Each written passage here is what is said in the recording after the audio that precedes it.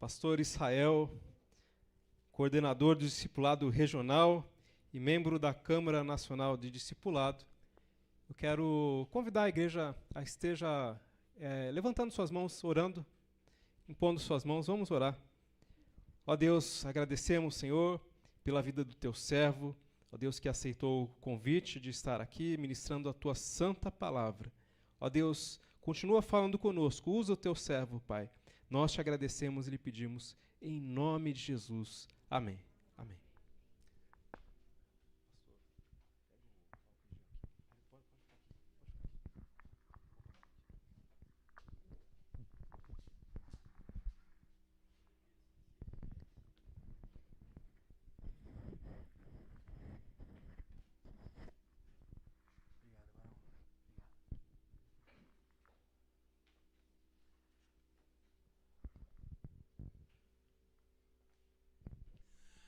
Graça e paz, povo de Deus. Amém. Muita graça e muita paz. É com muito prazer, com muita alegria que eu venho conhecer mais uma igreja metodista aqui na Zona Norte.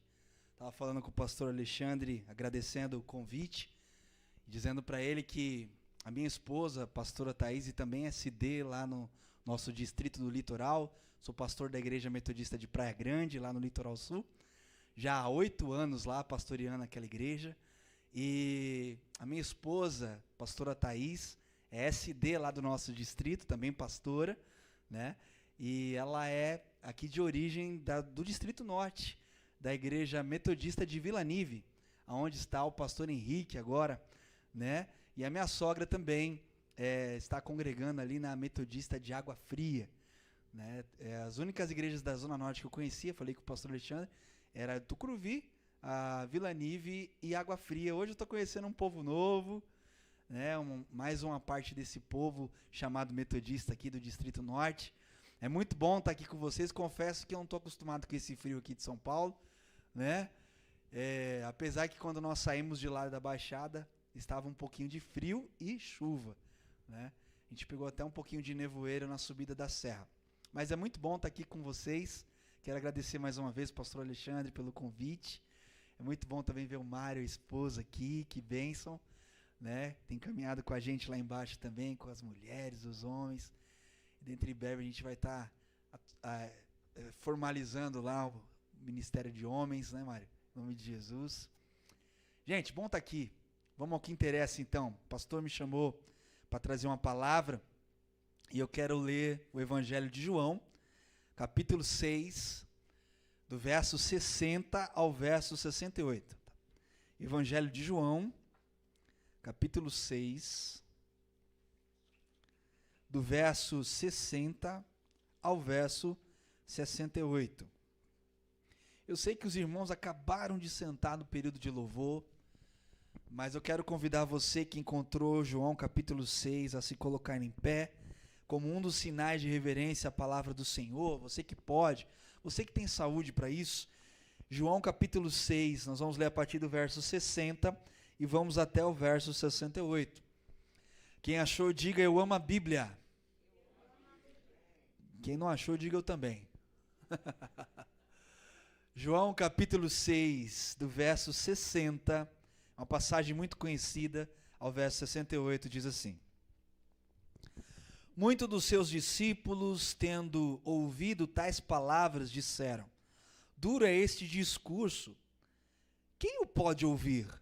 Mas Jesus, sabendo por si mesmo que eles murmuravam a respeito de suas palavras, interpelou-os: Isto vos escandaliza? Que será, pois, se virdes o Filho do Homem subir para o lugar onde primeiro estava?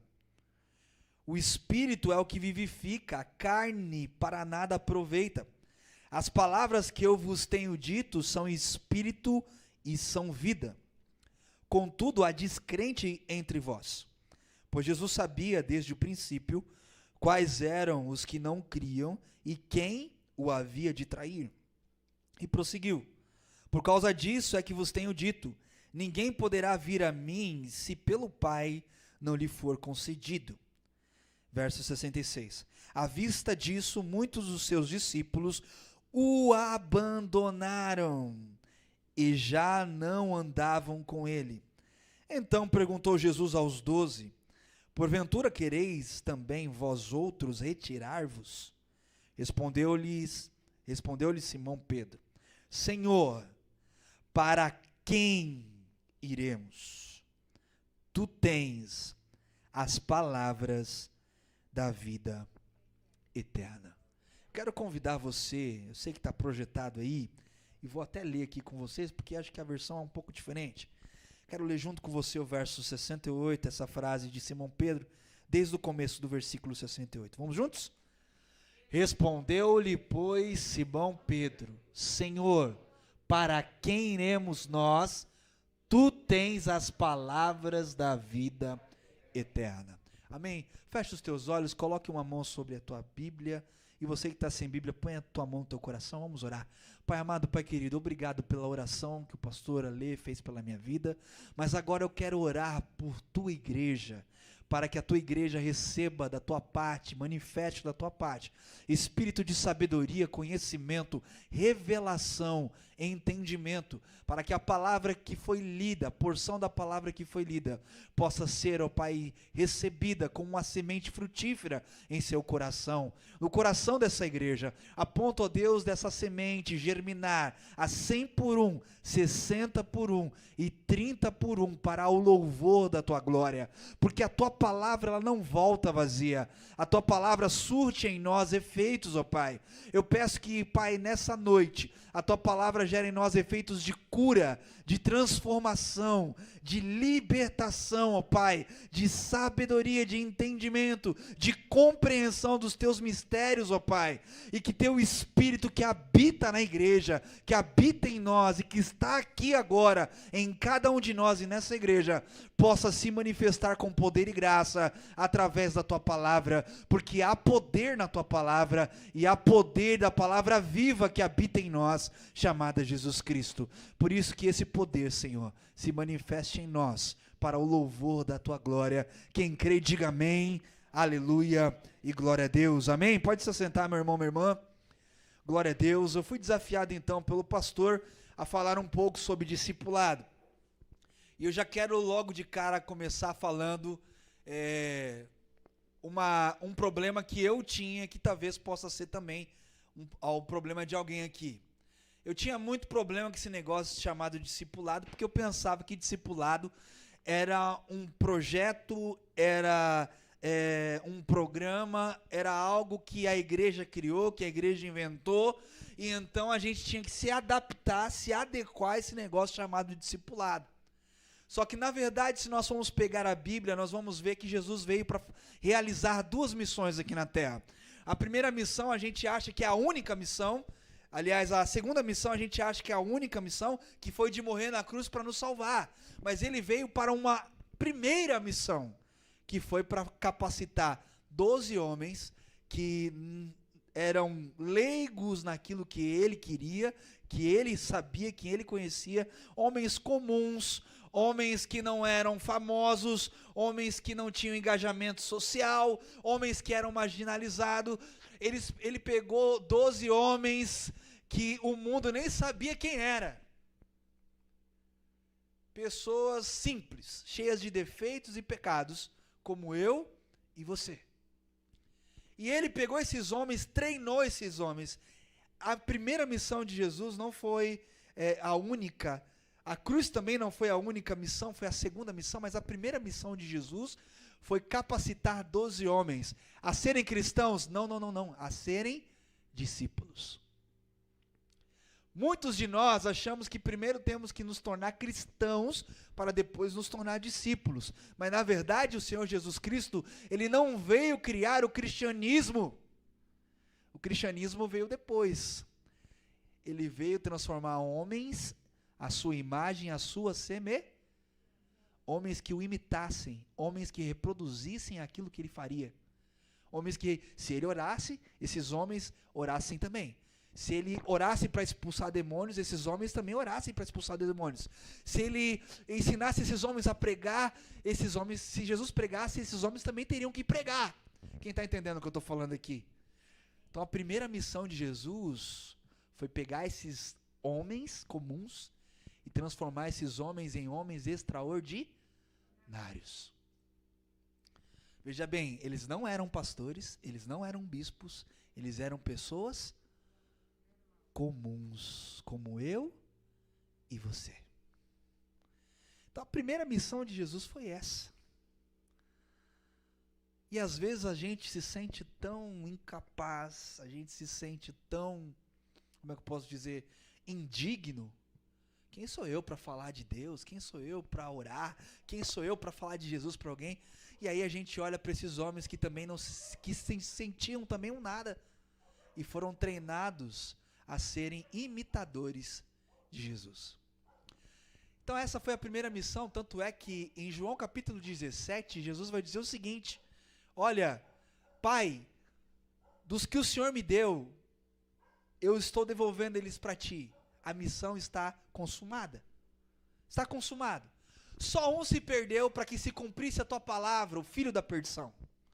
Mas os outros 11, eles estou te devolvendo. O Senhor deu eles a mim e agora eu devolvo eles para ti, que eles possam ser um comigo. Outra coisa, discipulado é a gente ser um com Cristo. Não é um método, não é um modelo, não é um projeto de igreja, mas é uma imitação de Cristo e também é a gente se tornar um com Cristo. Pastor, que petulância, que arrogância você dizer que é igual a Jesus, que quer ser igual a Jesus e dizer que é um com Ele. Que petulância, que arrogância. Não é Bíblia pura. Pai, eu oro para que eles sejam um comigo, como eu sou contigo. Porque afinal de contas, se eles não estiverem na videira, se eles não estiverem em mim, eles não darão fruto. E se eles não darem fruto, o cristianismo, ou seja, o discipulado, aquilo que eu estou ensinando, aquilo que eu estou fazendo por eles, vai morrer comigo. Então a primeira missão não foi morrer na cruz, não foi a única missão. A gente conhece só a missão da cruz. Mas a primeira missão foi capacitar 12 pessoas para estarem mais perto. E olha que interessante, Jesus treinou 12, mas só 3 eram íntimos: Pedro, Tiago e João. Porque no discipulado tem aqueles que têm mais fome, tem aqueles que têm mais sede do que os demais. É normal. Mas todos eles eram homens comuns, pessoas desacreditadas, que Jesus olhou para eles e acreditou neles. Às vezes nem a gente acredita na gente, não é verdade? Quem sou eu? Mas Deus acredita em você. Jesus acredita em você. Então, a primeira missão de Jesus foi essa: fazer discípulos. A segunda missão foi morrer pelos seus discípulos. Ele, pelos meus amigos, eu dou a minha vida. A gente costuma dizer, né? Jesus morreu por todos. Mas Jesus diz que ele morreu pelos seus amigos. João capítulo 15. Minha vida ninguém tira. Pelo contrário, eu a dou. Eu morro pelos meus amigos. Então, discipulado também é a gente ser amigo de Jesus. Porque a gente reconhece que ele deu a vida dele por cada um de nós. Quem está entendendo o que eu estou falando aqui? Amém? Então, o discipulado vai gerar intimidade com Jesus Cristo. O discipulado não é um negócio que foi inventado da cabeça de um bispo, de uma câmara de discipulado. O discipulado foi criado pelo próprio Jesus.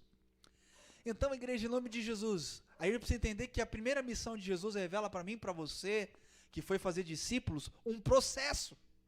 Repita comigo: discipulado é processo. Vamos lá? Vamos de novo? Discipulado é processo. Mas quando a gente olha para a missão da cruz, a gente encontra na missão da cruz de Jesus um propósito. Porque só existe propósito se houver processo. E só existe processo se houver um propósito. Então a gente fica sempre falando e sempre mencionando uma missão que Jesus fez em 3 dias. Morreu e ressuscitou em 3 dias. Mas a gente não conta uma missão que ele se desgastou, pastor Alexandre, durante 3 anos. Foi a missão mais árdua de Jesus.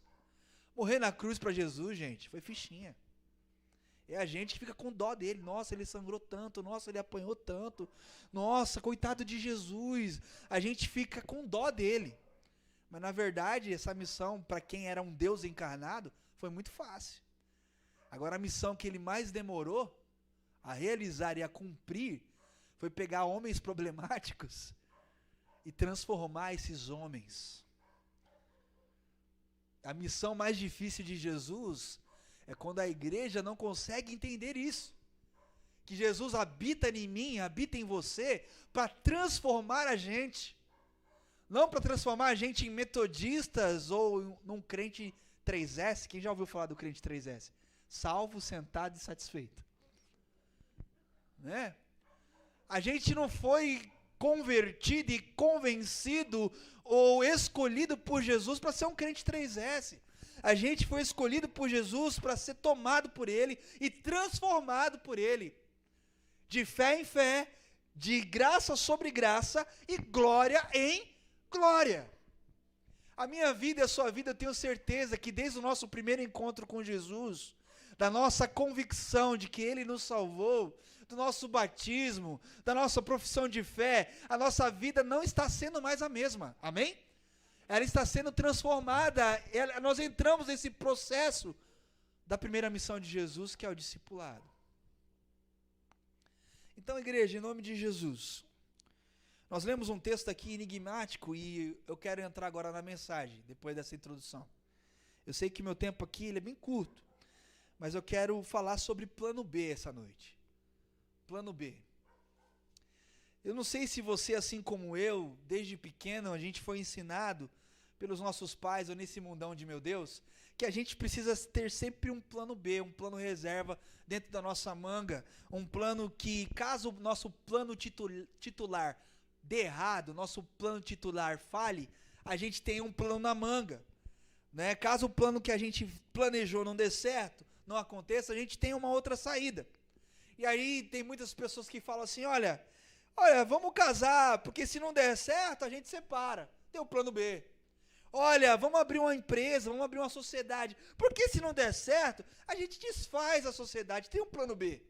Olha, vamos comprar tal coisa, porque se a gente não gostar, se não agradar a gente tem um plano B, a gente vende aquilo que a gente comprou. Então a primeira escolha, o primeiro plano, ele sempre é escolhido pensando sempre em ser descartável, porque nós sempre temos um plano B. Então eu quero falar essa noite, igreja, em nome de Jesus, que Jesus estava aqui fazendo um sermão enigmático, e multidões seguiam Jesus, e a Bíblia diz que havia também uma multidão de discípulos que o abandonou depois desse discurso, porque achou o discurso muito duro e não entenderam nada. Às vezes nós estamos sentando no banco da igreja, e às vezes nós estamos cristãos e metodistas há anos, e ainda não entendemos algumas coisas, não é porque a gente é burro, é porque passou desapercebido alguns detalhes para nós, e que ainda talvez o Espírito Santo não despertou isso no nosso coração, não nos despertou isso como igreja.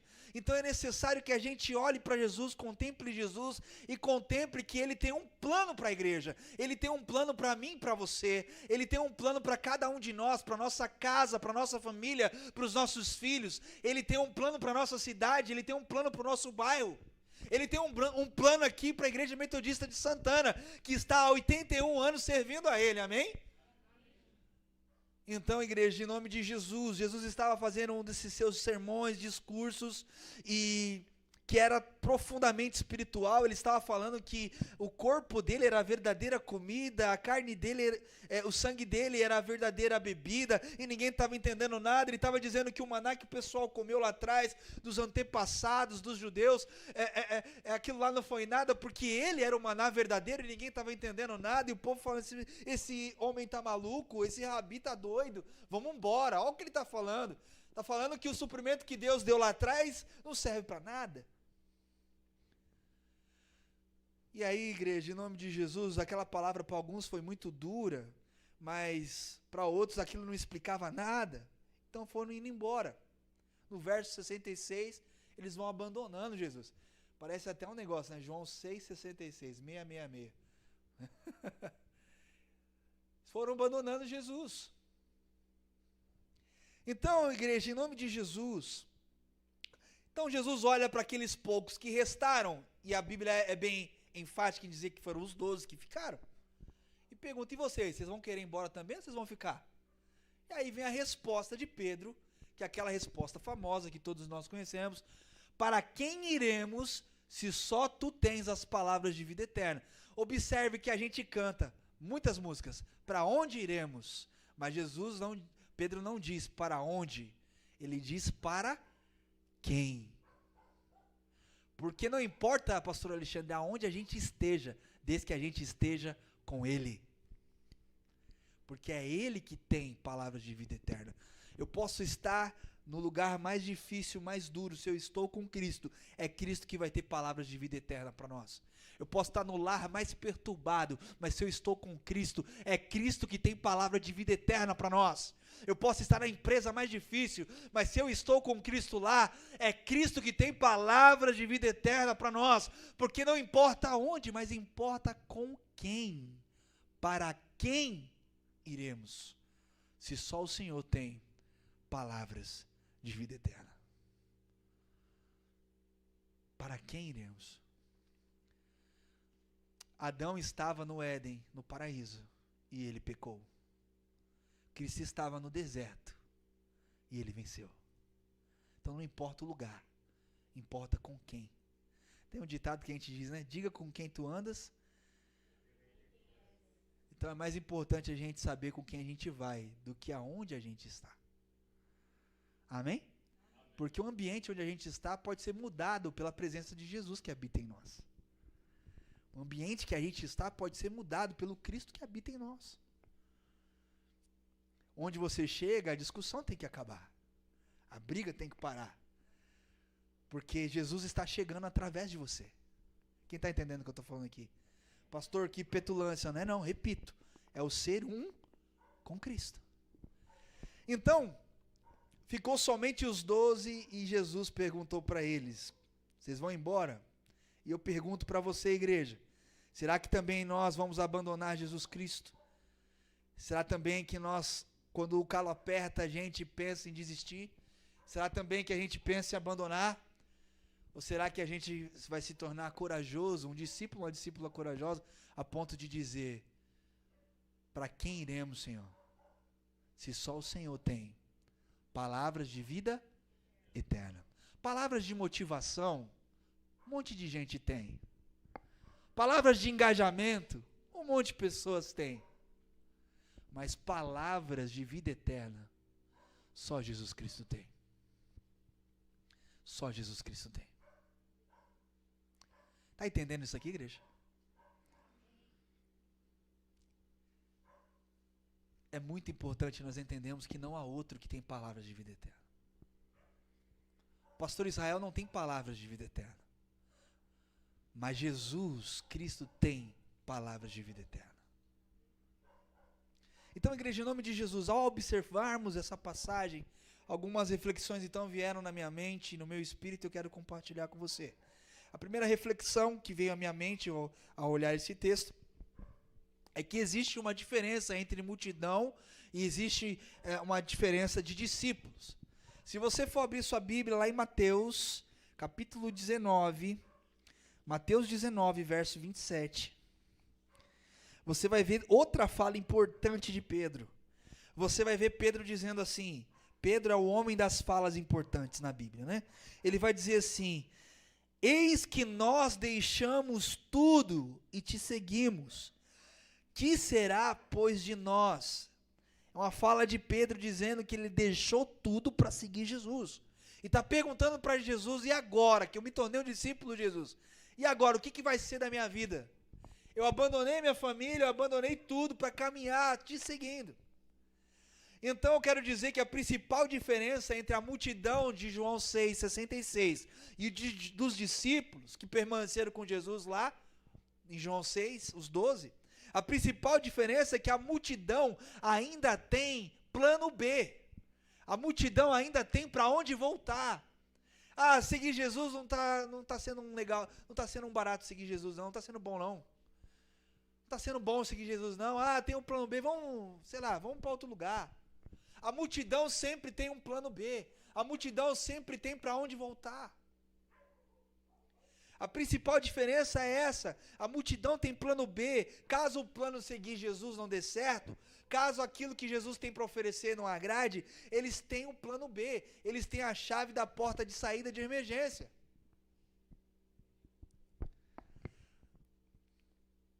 Se o plano de Jesus não der certo, se Jesus falar algo que é confrontador demais, a multidão tem um plano B. Mas os discípulos não. Os discípulos, eles abandonaram tudo e eles não tinham plano B. Quem é discípulo não tem plano B. Quem é discípulo não abandona se o pastor é novo, se o pastor é antigo. Quem é discípulo não abandona se a igreja está bonita ou se a igreja está feia. Quem é discípulo não abandona se está agradável ou se está desagradável. Porque aquele que chamou tem palavras de vida eterna. Então, igreja, em nome de Jesus, aqueles homens, os 12, os discípulos, tinham jogado fora a chave da porta de saída de emergência. Eles não tinham plano B, eles não tinham para onde ir. E por isso mesmo, diante de uma palavra tão dura que Jesus liberou naquele dia, eles também talvez não tinham entendido, mas eles entenderam que tinham que ficar com Jesus, tinham que permanecer e que não tinham plano B, e que um dos discípulos entendeu que só Jesus tinha palavras de vida eterna. Será que nós, eu e você, vamos ter que abrir mão? Pois aquele que chamou, aquele que prometeu é fiel. Será que eu e você temos que abrir mão do plano chamado Jesus por outros planos da nossa vida? Ou será que nós vamos ter que entrar de cabeça? Porque eles abriram mão de tudo, eles caíram de cabeça, eles disseram: só temos a Ti, Senhor, só temos o Senhor. E igreja, sabe, isso me confrontou muito, e como eu penso às vezes, nossa, eu tenho tanto plano B para tanta coisa, eu preciso parar. Eu preciso aceitar o plano que Jesus tem para mim, o ID que Jesus tem para mim. Eu preciso aceitar isso. Haja visto que em Marcos, o evangelista escreve que nós temos que ir pregar o evangelho. Será que nós temos cumprido esse plano? O evangelista Mateus diz que nós temos que ir e não só pregar o evangelho, também temos que fazer discípulos. São ídios diferentes. Discípulo a gente traz para perto, evangelho a gente pode falar com qualquer pessoa, mas discípulo a gente traz para perto. Jesus pregava às multidões, mas só os discípulos entenderam o plano dele. Então, eu quero perguntar para nós aqui essa noite: você tem um plano B, caso o seu plano de seguir Jesus não dê certo? Você tem um plano B, caso o plano de Jesus na sua vida não dê certo? Lá na Praia, pode talvez não ser muito comum essa pergunta para você, mas lá na Praia Grande é muito comum. Porque as pessoas que querem barganhas com Jesus, com Deus, se a igreja cristã não dá, eles vão para Umbanda, eles vão para o Candomblé, é muito forte lá isso. Eles vão para o Espiritismo. Eu pedi para Deus, mas a oração da igreja foi fraca, então fui no terreiro e a oração lá foi forte. Lá é comum isso. Aqui eu não sei, mas lá é comum. Pergunto para você, igreja, qual é a sua expectativa no plano de Jesus para a sua vida? E se Jesus não está respondendo à sua expectativa pessoal, você vai abandoná-lo? Segunda coisa que me faz refletir é que o plano A, o plano chamado Jesus, é um caminho sem volta. O plano chamado Jesus é um caminho sem volta. Porque aquele que põe a mão no arado não pode. Mas não só isso, Mateus capítulo 16, verso 24, Jesus vai dizendo que se nós quisermos nos tornar discípulos, nós temos que tomar a nossa cruz e ir atrás dele, ir após ele. Porque há uma cruz para mim e há uma cruz para você. E já visto que cruz aqui não é um terceiro na nossa vida, amém, pastor? Tem gente que fala assim: meu marido é minha cruz. Meu filho é minha cruz. Minha esposa é minha cruz. Não. Não é. A nossa cruz tem nome. Sabe qual que é o nome da nossa cruz? O nosso nome. O nosso nome. Qual que é o nome da sua cruz? O seu nome. Qual que é o nome da cruz do Israel? Israel. Porque ela foi feita para mim. E a sua cruz foi feita para você. Amém? Então, o plano A de Jesus é um caminho sem volta. Aquele que quiser vir após mim, tome a sua cruz e siga-me. Igreja, pasme, porque naquela época dos crucificados, na época em que Jesus foi crucificado, naquela época, a gente não presta atenção em um movimento. Aquela pessoa que tomava a cruz, quem olhava para aquela época, uma pessoa levando uma cruz nos seus ombros, no seu lombo, cingindo madeiro nas suas costas, todo mundo que olhava essa pessoa sabia que ela não voltaria mais. Todo mundo que tomava uma cruz nos seus lombos naquela época, era um caminho sem volta.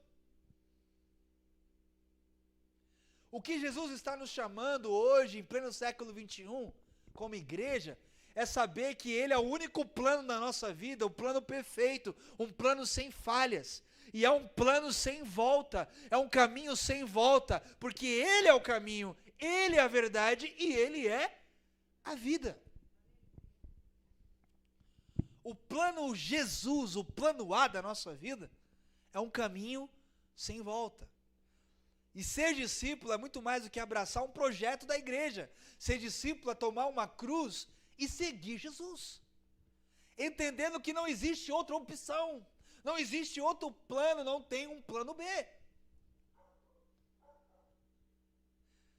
Porque Jesus, antes de nos chamar para sermos metodistas, Ele nos chamou para ser cristãos. E antes de nos chamar para ser cristãos, Ele nos chamou de discípulo. Pastor, que heresia é essa? Não. Atos 11, 26 vai dizer que em Antioquia foram os discípulos chamados de cristãos. Então a gente não é chamado de cristão primeiro, a gente se torna discípulo primeiro. Em algum lugar a gente inverteu isso.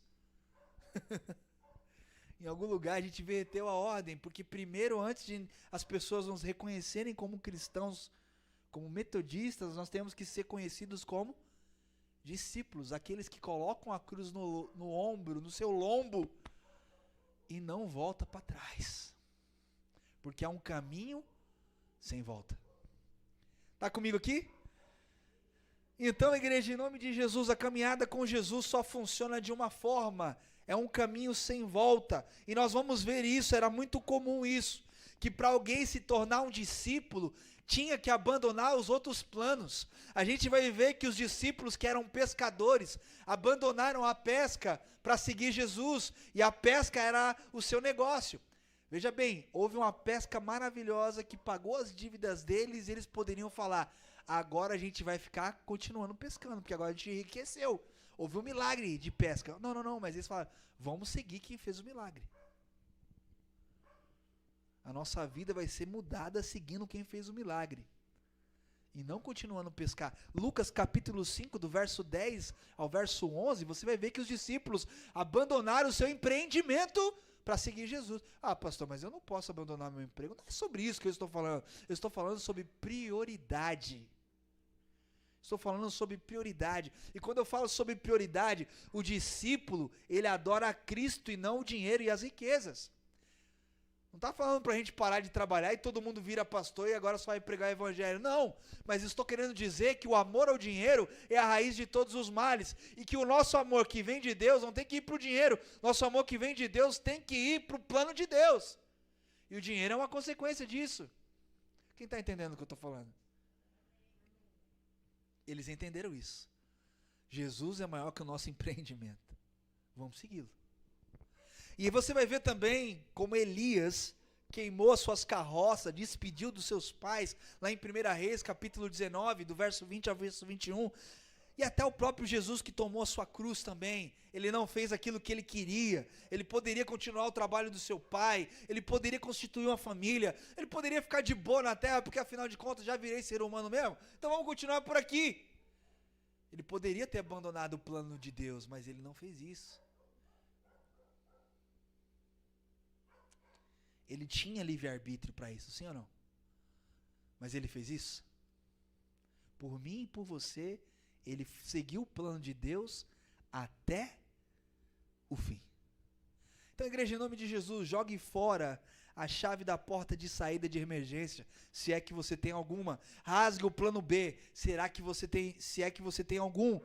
Então, se lance de cabeça, se lance completamente no relacionamento com Cristo, a ponto de você poder declarar para Ele todos os dias da sua vida: Senhor Jesus, para quem eu vou? Se eu não tenho para onde voltar, se eu não tenho ninguém, se só o Senhor tem palavras de vida eterna. E por último, outra reflexão que eu faço ao ler esse texto, é que o plano A, o plano chamado Jesus, o plano de Deus, não morreu com a morte de Jesus. Será que você pode repetir isso comigo? O plano de Jesus não morre. Jesus havia morrido, então os discípulos ficaram confusos, os discípulos ficaram com medo, e os discípulos então voltaram ao seu empreendimento, voltaram a pescar. Rabi morreu, acabou tudo, o plano que ele falou acabou, então vamos fazer o seguinte, vamos voltar a pescar. Mas Jesus chegou neles e falou assim: não, vocês não vão pescar mais, vocês vão pescar homens, vão pescar pessoas. Mas Jesus morreu. E eles acharam que ao Jesus morrer, o plano de Jesus também morreu. Mas aí, igreja, antes deles voltarem a se acostumar com a pesca, a Bíblia vai dizer, lá em João capítulo 21, do verso 2 em diante, que eles não conseguiram pescar, estava difícil também. Antes deles voltar a gostar de pescar de novo, Jesus aparece para eles pela terceira vez, depois da sua ressurreição, conforme o verso 14 do capítulo 21. E os discípulos não pescaram nada. Isso só revela para mim e para você que não dá para a gente retroceder no plano que Jesus tem para nós. Não dá. Porque a gente vai ter dificuldade de continuar a ouvir a Jesus, a obedecer a Jesus. Conforme o verso 6 ao verso 11 do capítulo 21.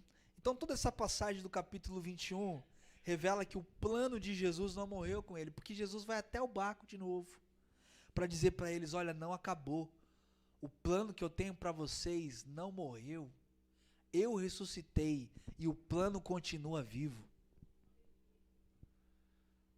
O plano de Deus para nós continua vivo e mais vivo do que nunca. Talvez você olhe para si mesmo, olhe para situações, olhe para circunstâncias e não vê saída. Mas eu quero dizer para você, se você estiver no plano de Jesus, sempre haverá saída. Mas meu casamento está assim, está no plano de Jesus? Tá, então vai dar certo. Minha família está assado, está no plano de Jesus? Então vai dar certo. Porque o plano de Jesus é perfeito, o plano dele não falha, o plano dele não morre. Hebreus 10, 23 diz que aquele que prometeu é fiel para cumprir. Amém, igreja? Aquele que prometeu é fiel para cumprir. Então, faça como Pedro, igreja, em meio à tentação de querer voltar a pescar, voltar ao empreendimento de pesca, ou voltar ao plano B, ouça Jesus Cristo mais uma vez chamando você, e faça como Pedro fez em João 21, quando ele reconheceu que era o mestre que estava lá do outro lado, ele de novo se lançou na água, para retornar ao mestre, e o mestre já estava esperando com um banquete, aleluia. Porque quando a gente acha que tudo está perdido, Jesus vem e mostra: eu tenho suprimento, eu tenho provisão para a tua vida. Será que você pode dizer glória a Deus por isso? Amém. Deus tem sempre provisão para a nossa vida. Quando tudo parece estar perdido e acabado, Deus tem provisão para a sua vida. Igreja, em nome de Jesus, o plano inicial de Deus é Deus nos ter para Ele. É Deus nos escolher, é Deus nos amar, porque nós somos totalmente e primeiramente dele, amém? Conforme Efésios capítulo 1, verso 4 diz. Deus nos quer em primeiro plano, Deus nos quer como filhos e filhas. Às vezes nós estamos sentados no banco da igreja e a gente até ama a Deus, mas a gente não se sente amado por Deus. E a primeira coisa que Deus nos chama é para nos tornar amados, filhos amados e filhas amadas.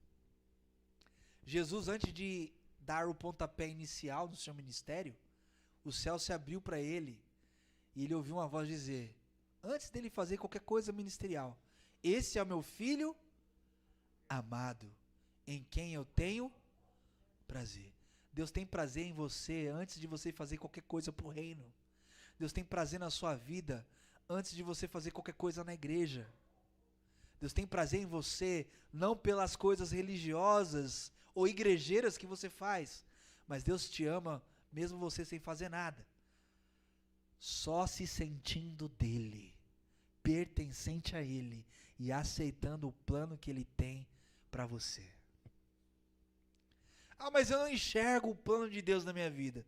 Talvez o que falta é você se tornar discípulo, para você enxergar esse plano.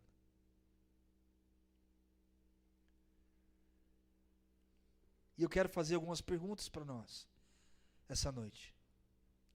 Será que a gente consegue se ver, se enxergar e acreditar como Deus nos vê, como Ele acredita em nós? Será que Deus está no primeiro plano da nossa vida? Ou será que Deus está no primeiro lugar do final da fila? Ou será que Deus está no segundo plano, no terceiro plano, quem sabe no último plano da nossa vida? O plano inicial, o plano original de Deus para cada um de nós é o seu próprio Filho Jesus, habitando na gente, dirigindo a nossa vida. Ter um novo coração, ter um espírito recriado, ser uma nova criatura, ter a mente de Cristo, ter uma nova mentalidade, ter a mente renovada, ter a mente transformada. Esse é o convite de Deus para nós, uma nova vida, porque as coisas nele se fizeram novas e as coisas velhas já se passaram. Não há mais condenação para mim, para você, meu irmão, minha irmã, se nós estivermos em Cristo. Às vezes nós estamos sentando no banco da igreja, nos sentindo culpados, nos sentindo indignos, nos sentindo não merecedores do que Jesus fez. E está certo, a gente não merece nada, mas Ele por amor nos deu, nos alcançou, por amor liberou sobre nós, por amor nos fez co-herdeiros em Cristo. Então, igreja, em nome de Jesus, o plano de Deus não falha, não falhou e não falhará.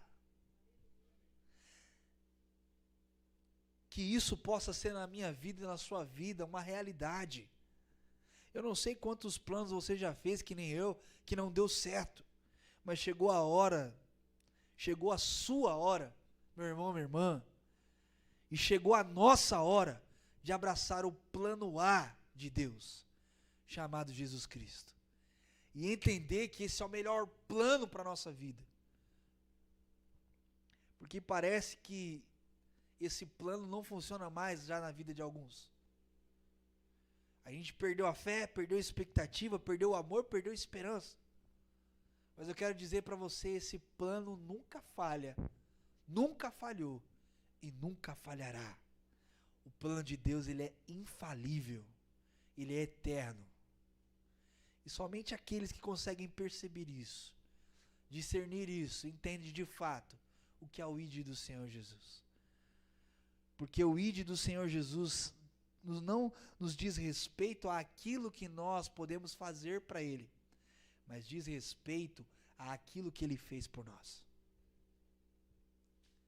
Tem muitas pessoas sentando nos bancos das nossas igrejas, procurando uma bênção do Senhor. Mas quando nós fizermos de Jesus a maior bênção da nossa vida, nós não precisaremos mais disso. Tem muita gente procurando sinais e milagres dentro das igrejas, mas quando nós entendemos que aquele que crê em Jesus, sinais, milagres e prodígios os seguirão, os acompanharão, nós não iremos mais procurar a igreja por causa disso. Então, para que nós procuraremos a igreja? A gente vai entender que a igreja é o ajuntamento dos santos, é o ajuntamento dos discípulos, para receber uma palavra e para liberar palavras. A gente está acostumado só a ouvir o pastor e o pregador, quando na verdade a gente também pode ouvir uma palavra de quem está do nosso lado, uma oração de quem está do nosso lado. Sabe, igreja, a gente precisa ressignificar muita coisa. Mas a gente precisa ir com calma. Porque todo processo exige tempo. Amém? Só que podemos também remir tempo naquilo que a gente já entende, praticando aquilo que a gente já entende. E aí a gente não perde tempo mais. Que a gente possa ressignificar o plano de Deus na minha vida e na sua vida. Entendendo que somos filhos, somos discípulos, entendendo que Deus acredita na gente, às vezes, mais do que a gente mesmo.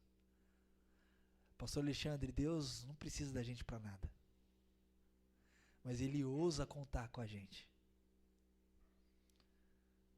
Os anjos queriam fazer algo que a gente tem que fazer, falar de Jesus.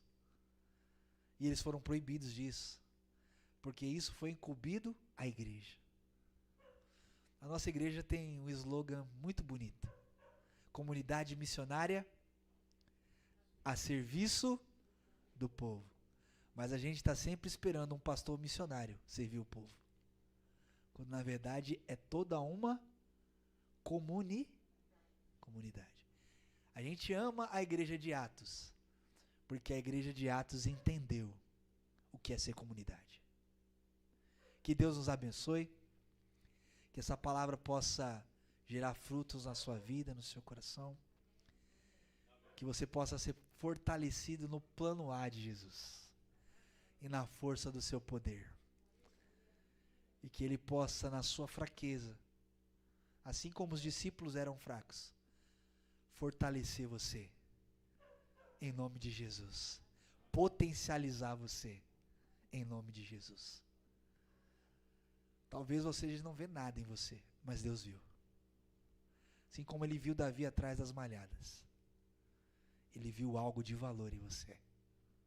Não desanime, não desista, não retroceda, não olhe para trás.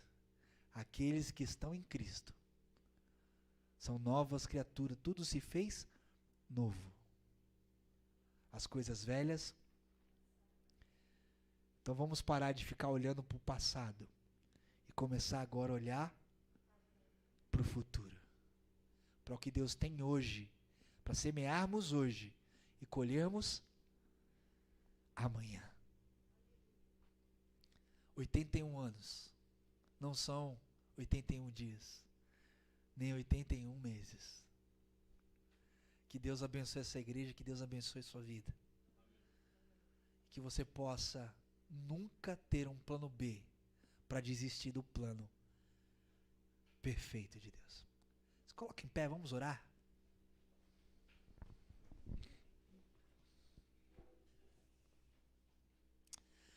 Feche os teus olhos. Pai, em nome de Jesus, eu oro, Senhor, pela tua igreja, mais uma vez, pedindo a Deus que o teu plano chamado Jesus Cristo, plano infalível, plano perfeito, possa, Senhor Deus, conduzir, ó Pai, essa igreja em triunfo. Possa, Senhor, conduzir essa igreja, Pai, a ser uma igreja mais que vencedora. Pai, hoje no mundo nós temos muitos vencedores, mas só no plano chamado Jesus nós podemos ser mais do que vencedores. Pai amado, Pai querido, em nome de Jesus, Pai, torna essa igreja uma igreja bem-aventurada, uma igreja operosa, mais do que já é. Pai, em nome de Jesus, que essa igreja possa galgar, ó Deus, na tua graça, galgar lugares altos pela fé, pela graça, e viver tempos, ó Pai, que ela nunca viveu em Cristo Jesus. Pai, que a tua igreja não possa só olhar para Jesus, mas possa contemplá-lo, e ao contemplá-lo possa ser transformada de fé em fé, de glória em glória. Pai, que a tua igreja não venha mendigar milagres, mas que ela em si venha ser um milagre para a vida de outras pessoas, ó Pai. Pai amado, Pai querido, em nome de Jesus, nesse bairro chamado Santana, há tantas pessoas que estão sofrendo de enfermidades, estão sofrendo calamidades, estão sofrendo sofrendo, ó Pai, ó Deus, de depressão, opressão, e talvez até alguém que entrou aqui essa noite, mas Pai, que ao se sentir parte do teu plano eterno, Pai, ao se sentir parte de quem Jesus é, um em Cristo, ó Pai, possa receber do cabeça a cura, o refrigério, a libertação e a transformação. Pai, os nossos comportamentos não mudam, ó Pai, com a nossa força, o nosso comportamento muda com a nossa crença, que possamos como igreja crer corretamente, para que o nosso comportamento mude, Pai. Então, Pai, em nome de Jesus, mude a mente da tua igreja, dê uma mente renovada, Pai. Pai, para que os planos possam ser renovados, para que as ações possam ser renovadas, Pai, e transforma essa igreja numa igreja inconformada, Pai, que não se conforma com a mesmice, que não se conforma com o marasmo. Pai, se há alguém aqui essa noite que está sentado, salvo e satisfeito, Pai, que o teu Espírito Santo possa reavivar, Pai, possa queimar o coração, ó Deus, como o pastor aqui disse, possa fazer arder a tua chama, para que o teu fogo, Pai, possa incendiar essa pessoa, a ponto dela não se sentir mais uma pessoa, Pai, desanimada, abatida, enfraquecida, desencorajada, mas que no poder de Cristo ela se levante, Pai, independente da sua idade, independente da realidade à sua volta, que ela não olhe com olhos, ó Pai, comuns, mas com olhos espirituais, essa realidade se mudando, transformando pela fé, porque nós não vemos mais por vistas, mas nós olhamos pela fé, Senhor. Por isso, ó Pai, em nome de Jesus, não há nada, Pai, doente que o Senhor não possa curar, não há nada, Senhor, aquilo que o Senhor não possa transformar. Tu tens o poder em tuas mãos, ó Pai. Por isso, ó Pai, toma a nossa vida e faz em nós, cumpre em nós o teu querer, cumpre em nós o teu realizar, Pai. Pai, cura vidas essa noite, transforma vidas essa noite, pela realidade de entender que faz parte do teu plano, Deus, ó Pai, a vida dela ser movida nessa terra para o louvor da tua glória. Pai amado, Pai querido, só existem duas missões para nós também: aceitarmos o Senhor e fazer outras pessoas conhecerem o Senhor. Por isso, ó Pai, em nome de Jesus, faz, ó Pai, de nós, ó Pai, não só aquelas pessoas que aceitaram o seu convite, mas também, ó Pai, vai levar esse convite para outras pessoas. Nós te louvamos e te bendizemos, ó Pai, porque o Senhor é aquele que nos chama, e o Senhor é aquele que nos envia, e o Senhor é aquele que nos capacita, nos dá recurso. O Senhor tem bancado a nossa vida, não para fazermos aquilo apenas que queremos, mas para fazer também aquilo que precisamos fazer para o teu reino. Por isso, ó Pai, em nome de Jesus, sê conosco, nos capacita, Pai, não na nossa força, não a nós, Senhor, mas ao teu nome seja a honra, a glória e o louvor para todos sempre. Amém, amém e amém. Pastor?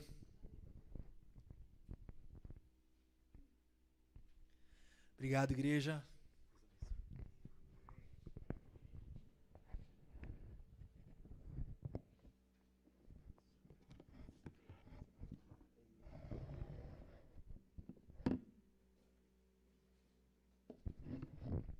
Esqueci de falar, tô com minha mãezinha aí, nem apresentei ela, né, mãe?